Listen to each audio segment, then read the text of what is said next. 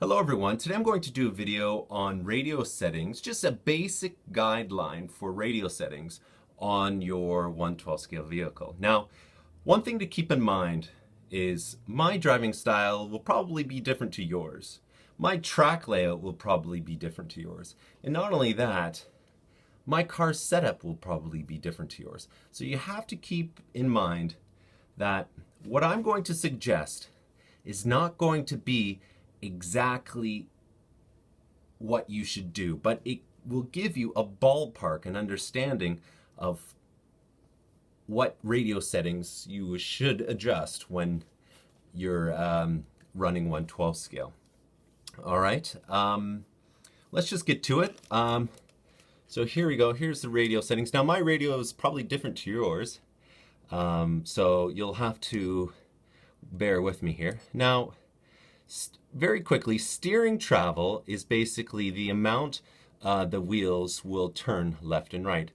Ideally, I run the steering travel around 70% or 80%, depending on that.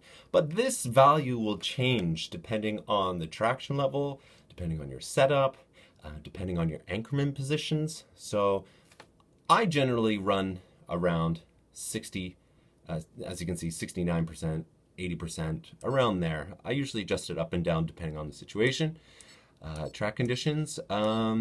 Steering curve. Now this is quite important, and I think this is a very important setting to have when running 112 scale. Now 112 scale, these cars are very small, so the slightest input, you'll get a considerable amount of steering. And what a steering curve does is on the initial turn of the steering wheel, if the steering curve is at a negative, it will have a slower reaction at the beginning, and then you'll get the full steering input. And this is by far the most important setting that I have been using in testing with 112 scale. As some of you know, I've been racing 110th Touring, and usually the steering curve, I just bring it back to zero because I want the instantaneous reaction from that wheel going to the tires. But with 112 scale, since these cars are so twitchy, so reactive, you want to kind of soften the initial steering input just a little bit. Now, one thing I've also learned, and I was taught by one of the guys here in Japan. He said that, the springs on the 112 scale are so small and they're quite easy to compress depending on the spring rate you're running. So if you're going into a corner running 0% steering curve, which means once you put the initial steer into the wheel, the servo, that spring will compress.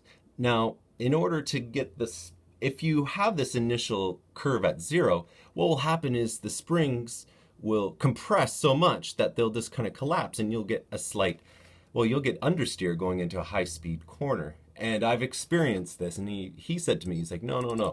You want to run at least negative 15% or negative 20%, so the spring will gradually compress going into the corner. And I made this adjustment, and it made a world of a difference in my racing. It made a huge difference. If I didn't know about this, I would be struggling and scratching my head trying to figure out what's going on with my car. So there's a lot going on in the front suspension of a 112 scale, and your radio settings will definitely aid in the overall performance of the car, especially in the steering department. But remember, if your front end, if the steering input of your vehicle or the handling of your vehicle is not working well, don't rely solely on the radio. You got to check to make sure that your suspension's spine free, that your springs are not collapsed, all these other settings before you start tinkering around with your radio settings, because you can get really mixed up with the radio settings, and you'll be scratching your head furthermore trying to figure out what's going on. Throttle, high points, I leave as is. Throttle curve, depending on what racing class you're on, what racing class you're in. Like stock, I usually just leave it at 0, or I might turn it up in the positive value.